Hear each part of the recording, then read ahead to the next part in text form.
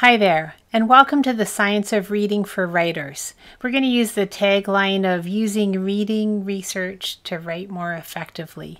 And my name is Barb Drozdowicz.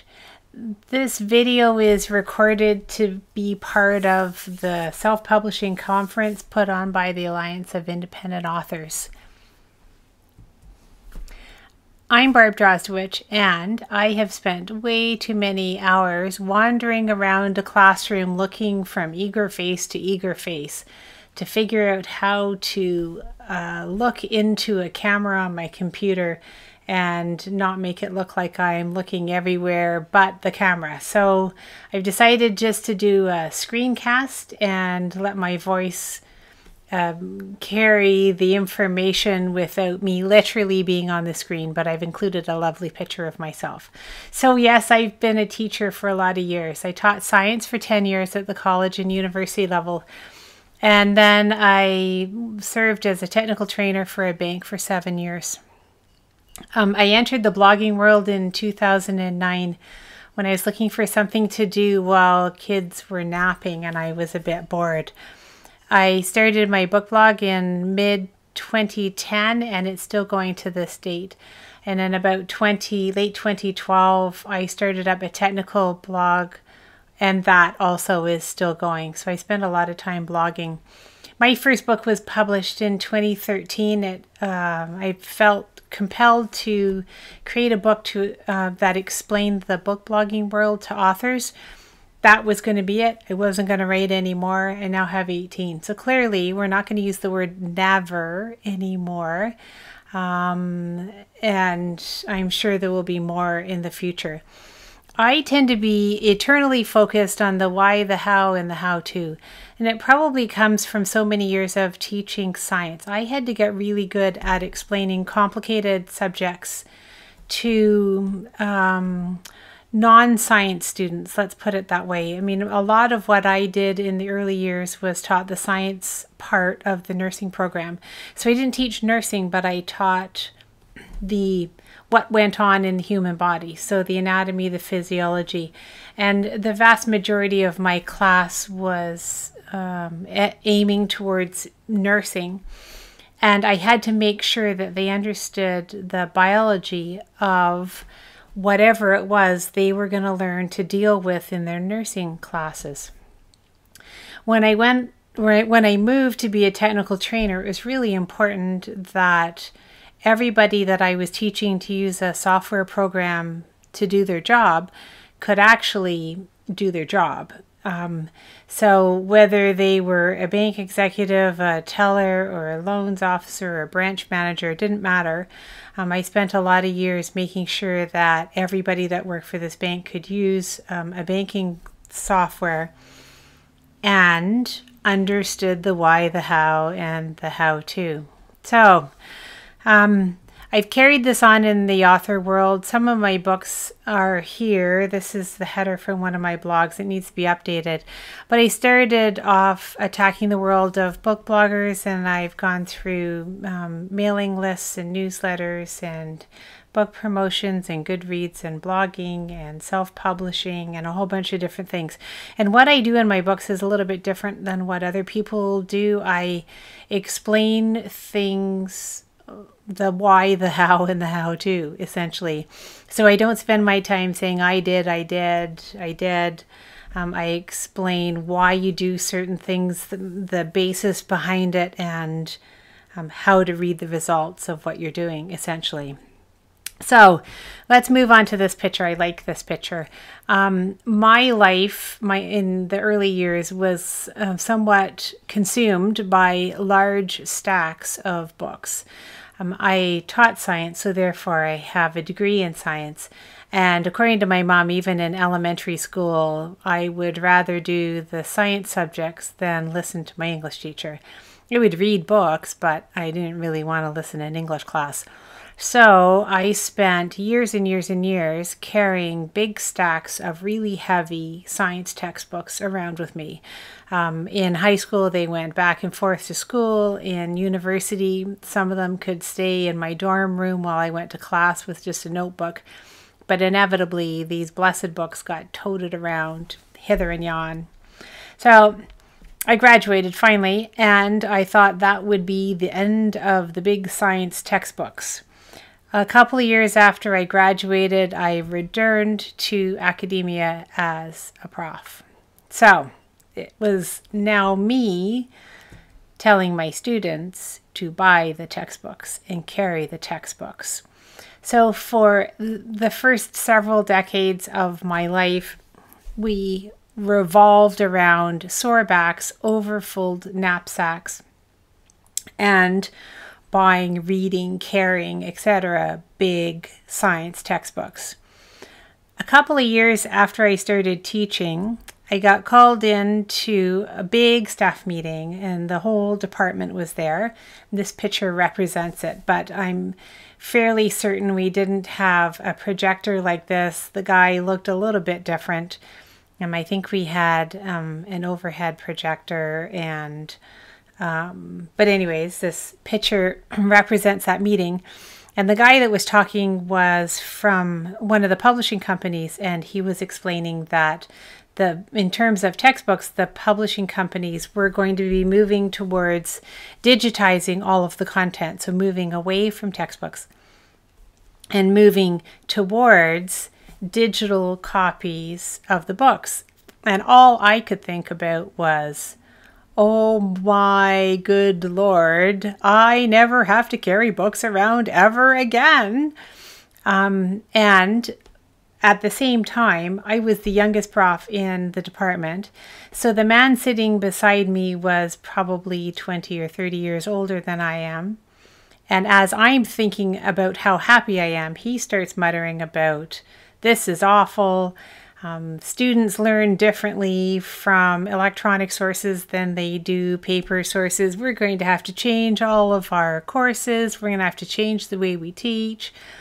And I'm thinking, oh, dude, just give it a rest. This is exciting news. No more books to carry. However, when we talk about digitizing books in the 1990s, I'm very proud to state that I had just gotten my first cell phone, and it looked pretty much like this. My phone in my house was almost identical to this, and in fact you had to raise the antenna before you used it. And my pride and joy was my new Mac Classic, which I connected to the internet using a dial-up modem and my phone line. So, Kindles, we were a long way from Kindles. In an actual fact, probably 15 years from the first Kindle appearing on the screen or on the scene. So in terms of textbooks being available in a digital form or available to be read on a computer screen, that really didn't happen during the time in which I was teaching at a college or a university. And it does exist to a certain extent, but not nearly to the extent that was envisioned during that meeting with that man, sort of insinuating this was right around the corner. So things have changed. We now have phones, have tablets, iPods, Kindles, Nooks, Kobos, Sony e-readers, computers, laptops, a whole host of different ways of reading various digital sources, whether they are books or newsletters or blog posts or whatever. We can read them in a whole bunch of different ways. Yes, we can still get a paperback book and read a paperback book, but we have all kinds of other choices. So one of the things that we need to think about is, was that prof that sat beside me back in that meeting right in that people read differently on electronic sources? So this comment from the 1990s has kind of haunted me, let's say, through the years. And so because I'm the person that is constantly finding stuff to read, weird stuff I find on the internet, or I buy books or whatever else. I'm always researching some subject or another. And I always seem to come back to this whole way we read, way we ingest, way we consume all of the various different sources of information that we have. So when I asked to do a session for this conference, I asked if I could do something on the science of reading for writers. I came up with a different title, but somebody helped me with my title. It sounds better this way. And I mean, clearly, this is a subject that I'm really interested in, and I hope to share some of my interest in this subject. And I mean, I've got here, why do we care? I mean, in my world, knowledge is power, and so any information is good information. Do I expect you by the end of this session to completely rework the way you write books, blog posts, newsletters, etc.? No. I'm hoping that you have a better understanding of how all of these things are read by your readers and what other factors come into play. But the whole purpose of this presentation really is knowledge is power. So our focus, we're primarily going to focus our discussions on learning some of the research and how do we apply that to blog posts and newsletters, and then a couple of applications towards books. But again, this is something that is information, and I'll give you some tools to use, and you can decide what you want to do with those tools. So I've got moving forward to today. So back in the 1990s, we had the threat of textbooks becoming digitized. So what exists today? My daughter is actually in grade 11. So I see what's happening in the classrooms. We've seen more investment in classroom technologies with respect to all sorts of things. We've got students being equipped with school-issued iPads and laptops. They also have access to e-textbooks in a variety of different ways. Many of the classrooms my daughter has been in have smart boards, and they're becoming more and more and more technical in terms of what they have access to and what they're also expected to use. My daughter's school district is actually in the process of requiring all grade 6 students to start middle school with a Chromebook. So I live in a fairly small town in British Columbia, Canada. So I don't live in a big city, and I don't live in a rich part of the world, or, you know, like a rich part of the city that I live in. But clearly the school district finds it important enough to move towards Chromebooks, even to the extent of subsidizing the kids whose family can't actually afford to buy a Chromebook, to make sure they all have them. Just think about the money that they can save in not buying school sets of textbooks. And I'm sure that this money savings is where they're going to be finding the money for these Chromebooks. Does this exist elsewhere? And I pulled out two little snippets of laws that have been passed. In 2009, California passed a law requiring all college textbooks to be available in electronic form by 2020, so in less than 2 years. And yes, this is a long way from 1990, but we have now a state requiring that that big stack of books no longer has to be carried. And the other law that I put down here is from 2011. Florida lawmakers passed legislation requiring public schools to convert their textbooks to digital versions. So we've got a college example and a public school example, and school districts spend a huge amount of money on textbooks, and they go out of date so quickly. So having them digitize will probably cut down on the amount of money they spend, and the can save money in other ways. So let's talk about some of the research that I sort of pick and choose, and we'll talk about some of the more interesting stuff. There's some research from 2005 that has this quote from the abstract at the beginning of the research that I really like. And it says, with an increasing amount of time spent reading electronic documents, a screen-based reading behavior is emerging. The screen-based reading behavior is characterized by more time spent on browsing and scanning, keyword spotting, non-linear reading, and reading more selectively, while less time is spent on in-depth reading and concentrated reading. And you'll notice at the beginning of this, I have bolded increasing amount of time. So one of the things that the research tells us is the more time people spend reading electronic documents or reading on a screen, the more this screen-based reading behavior becomes normalized. So if we talk about someone who is my daughter's age at 15, most of her reading is done online. So this behavior is normalized in her. If we compare that to my mom, who's in her 80s, and the vast majority of her reading is done off of paper sources, be it textbooks or paperback books or hardcover books. She spent the vast majority of her life reading a paper source, and so she doesn't really exhibit much in the way of screen-based reading behavior. And we'll talk about those numbers or those ages further on as we go through this information.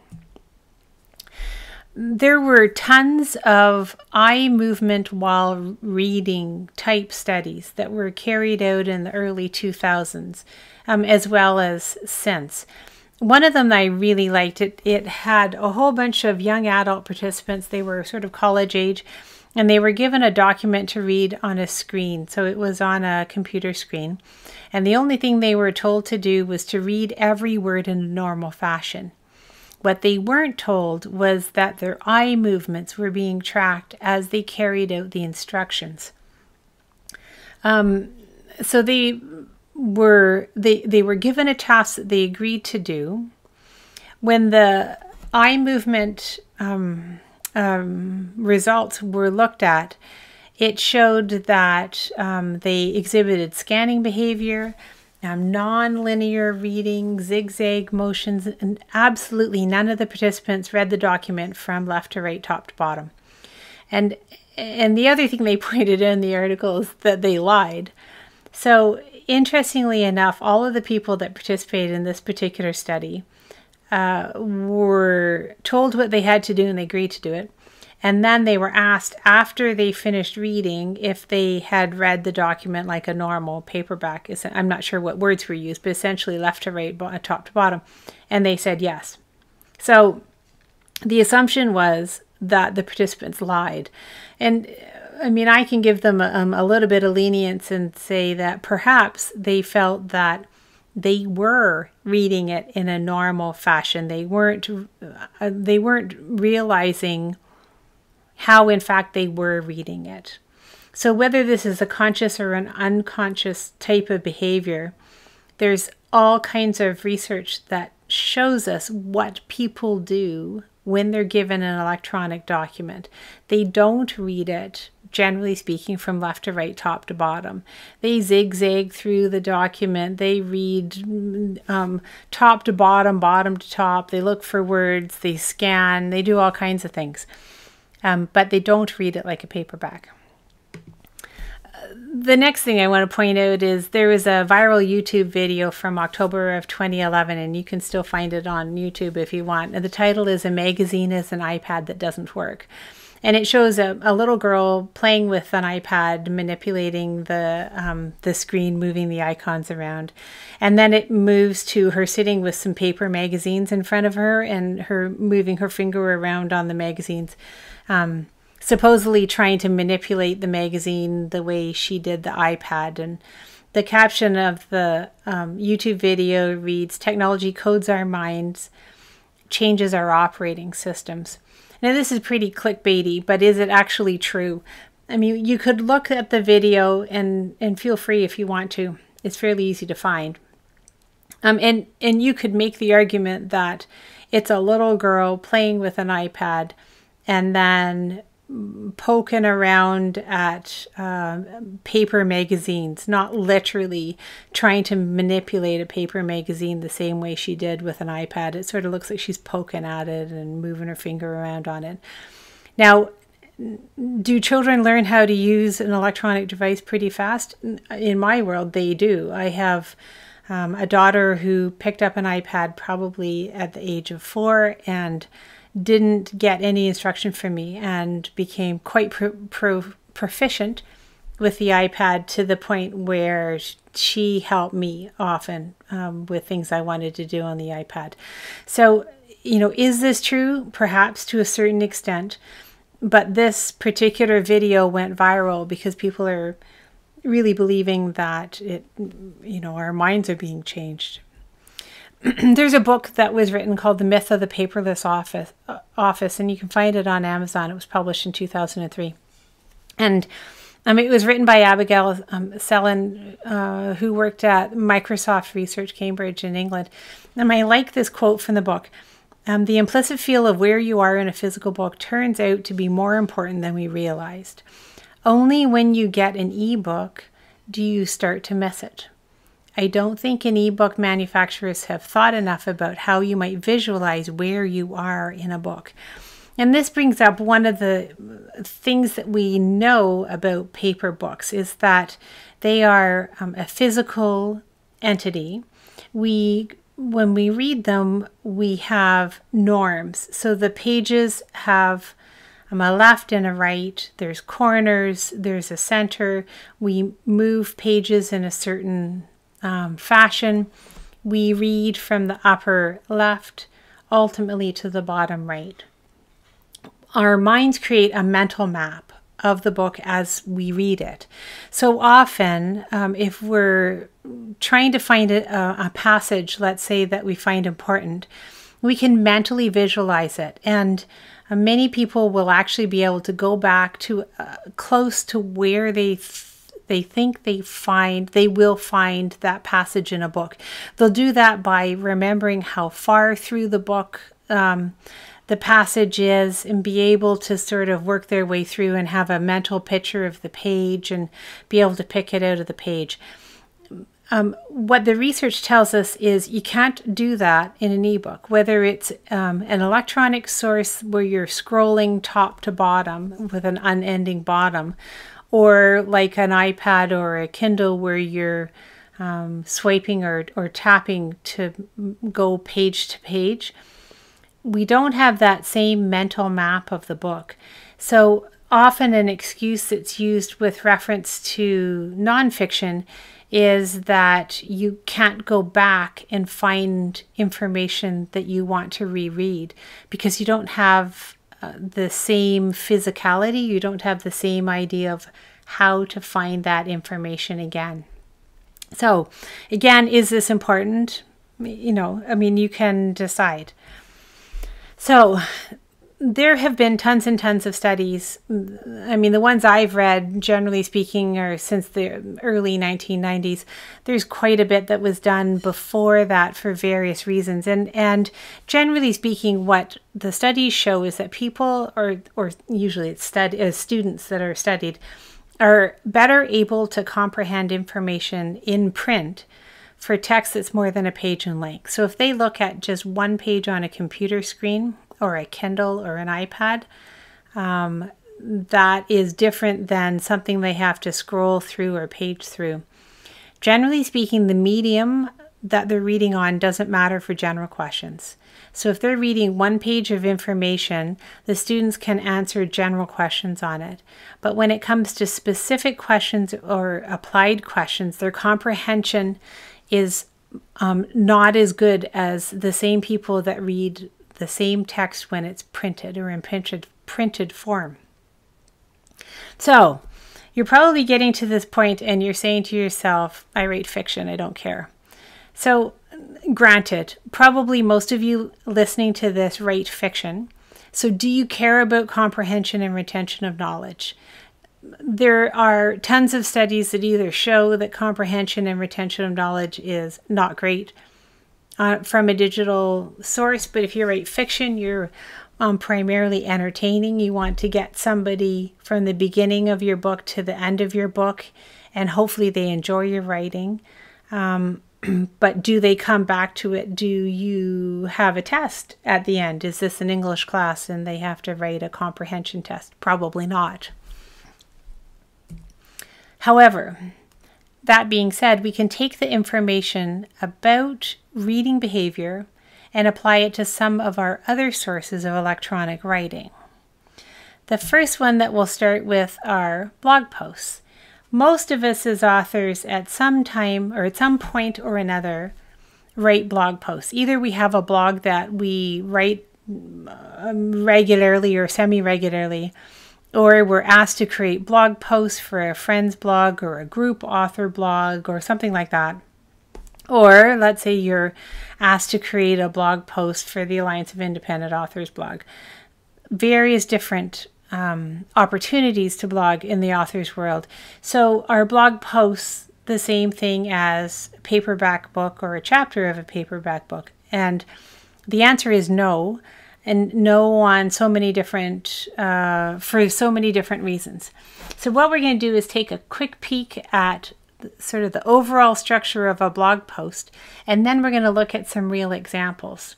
So we'll go to this screen. This is a handout that I have available on my business website. You're more than welcome to grab a copy if you want.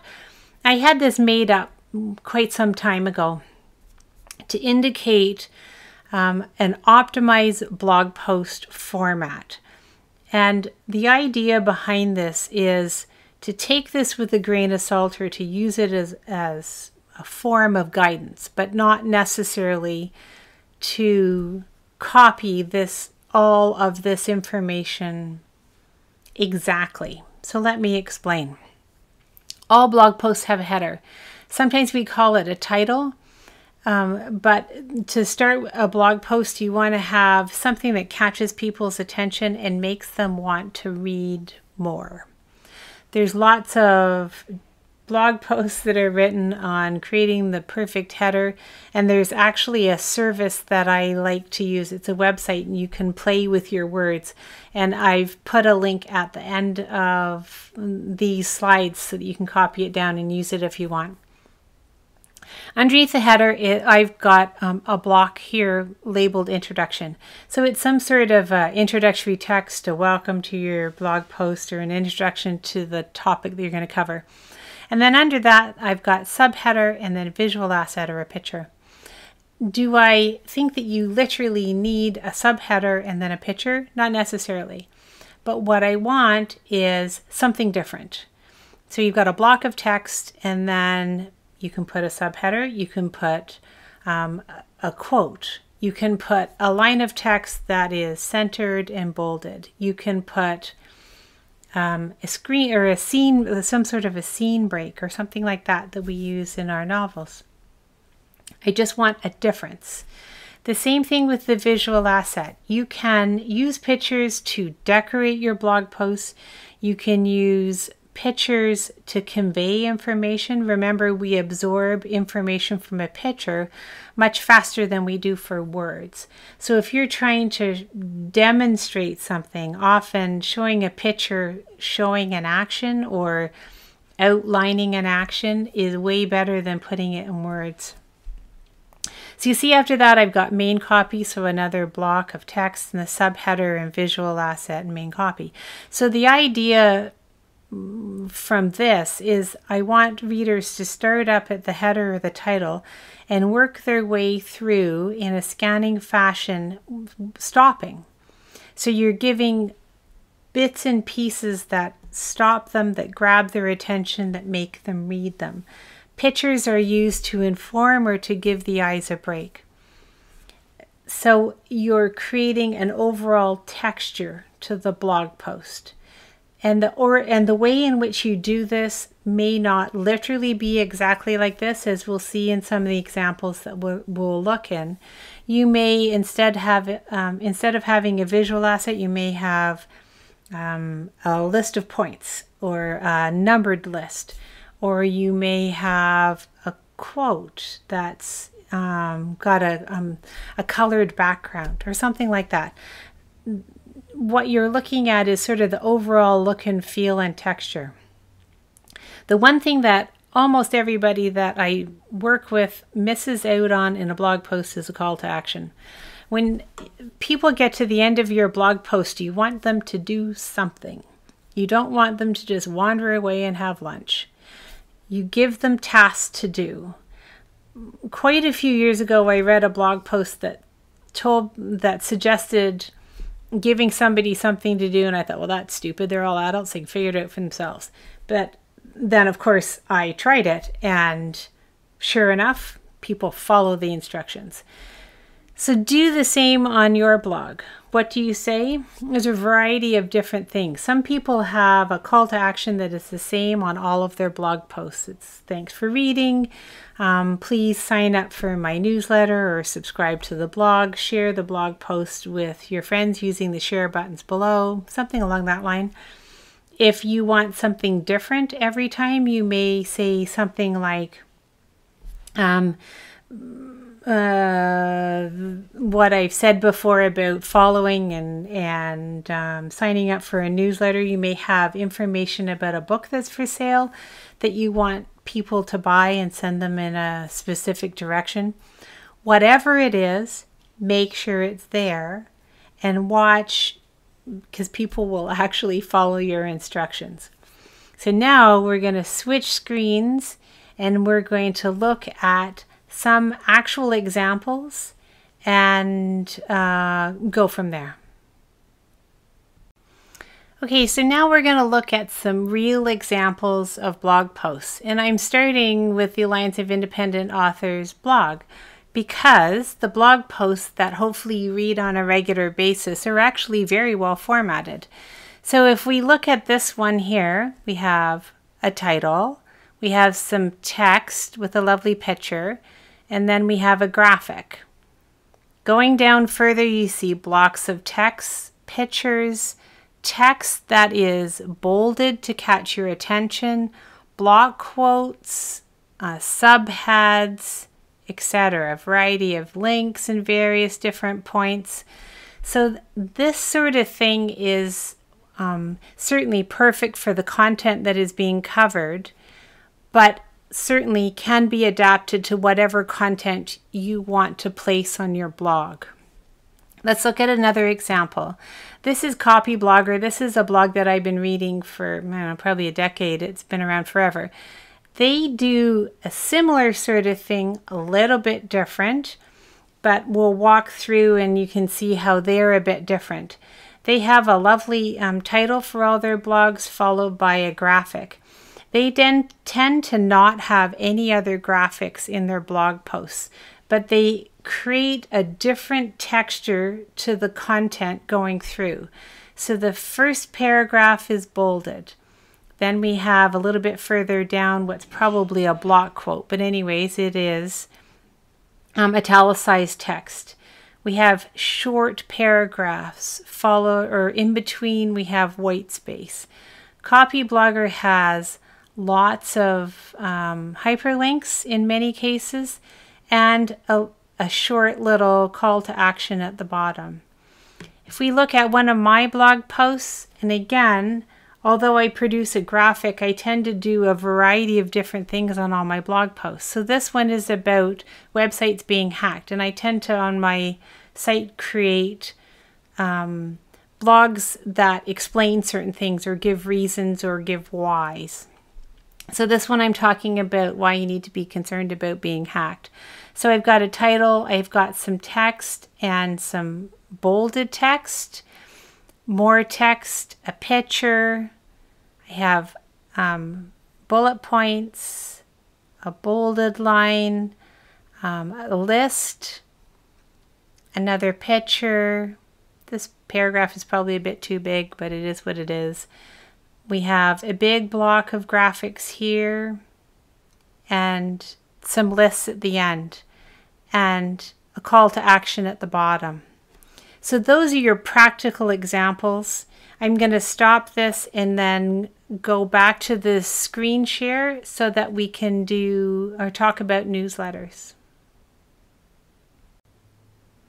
So moving on to the subject of newsletters. Newsletters are also something that many writers create. They are sent out and read on an electronic source, whether they're read on a desktop computer, a laptop, a tablet, a phone. In actual fact, science tells us that somewhere in the order of 80% of all of our newsletters are read on electronic devices such as phones. So, how do we take the information that we learned from the science of reading and what we do on blog posts and apply them to newsletters? Generally speaking, we make our text scannable. So we want people to start from the top, work their way to the bottom, and be caught at various different points.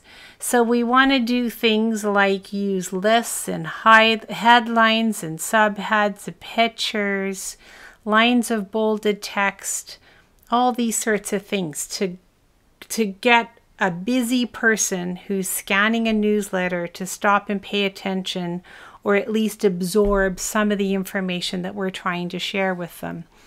It's usually suggested that we have one topic per section of our newsletter, and we can divide our newsletter into sections. And there's only one call to action per note. So we don't have a newsletter that goes on and on and on and on and on with task number 1 and task number 2 and task number 3 and task number 4. Because a busy person just won't be able to absorb that kind of information. So now we're going to move over to the way you build the newsletters on the various newsletter services, and I'm going to show you some examples. What you're looking at in front of you is MailChimp. There are probably 30 or 40 different email creation programs. Of the ones that authors use, likely the two most common ones are MailChimp and MailerLite. So we're just going to take a quick peek at these and talk about how your newsletter is created that brings back the idea of the vertical arrangement, the scannable content. So what I've created here is I've put a header in place. You want to make sure that your newsletter is identified from the masses. So I read probably 6 or 7 books a week, all by different authors. So when I get a newsletter, I have to figure out who this newsletter is from and what they write. So help your reader understand who you are and why you're sending a note. And pictures speak, whatever it is, 1,000 times faster than words. So often using a graphic of your book covers is a great way to do that. We then put blocks in. So I've put a text block and then a picture block and then a block text block. But MailChimp will just allow us to create our newsletters in blocks. So that fosters that kind of content creation.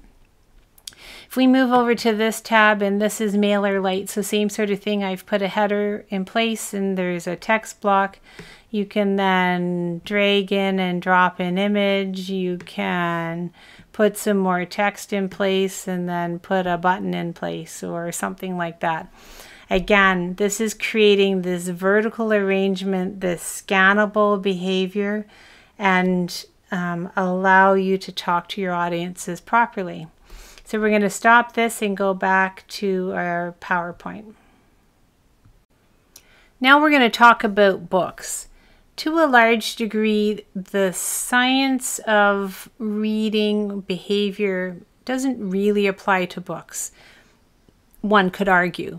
However, depending on who the audience is for your books, you may want to change the way in which you present your information.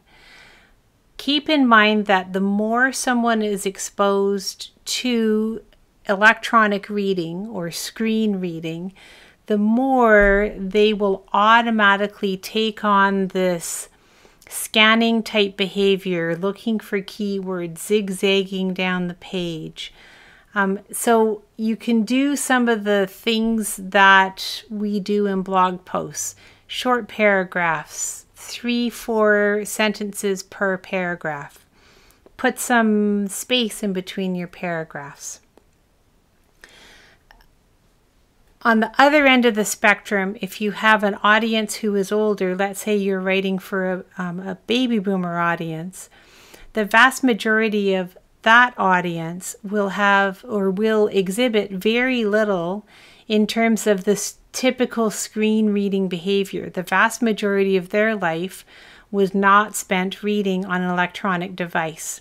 It was spent reading paper, be it paperback books or text on paper.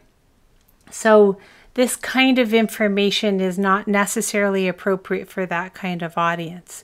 So do I expect you to change your books? Absolutely no. However, I think that you can look at who your audience is and decide for yourself how or if you want to change anything.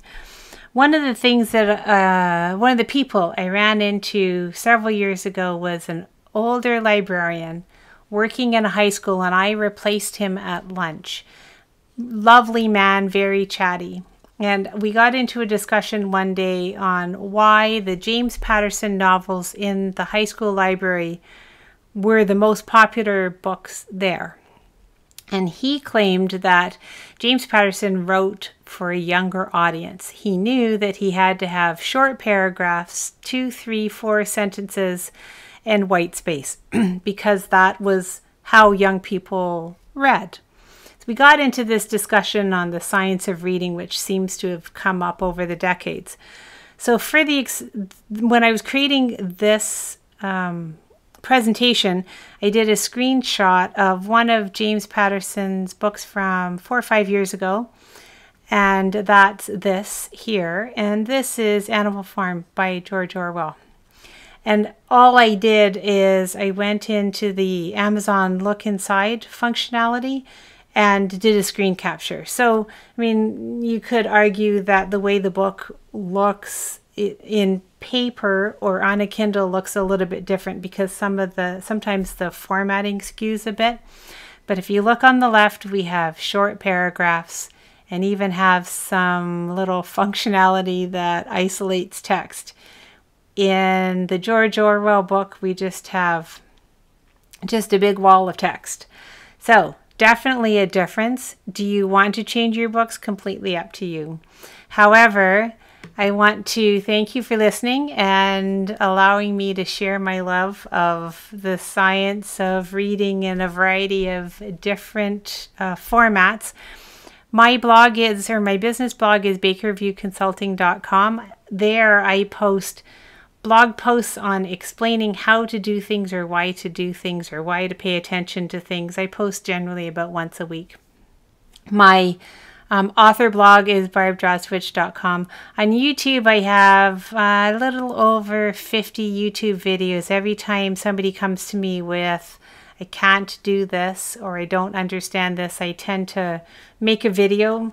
So there's tons on YouTube, and they're all accessible on my business blog as well. On my blog, I have all kinds of giveaways, from free videos to downloadable things that I hope will help somebody, and various references or resources that people can use. The site that I was talking about when we talked about headlines for blogs is CoSchedule Headline Analyzer. It's a great site. It lets you play with wording. So anyways, that's it for me. I hope you enjoy the rest of the conference, and I hope that you have enjoyed what I have to share, and I hope you enter the giveaway for a free book.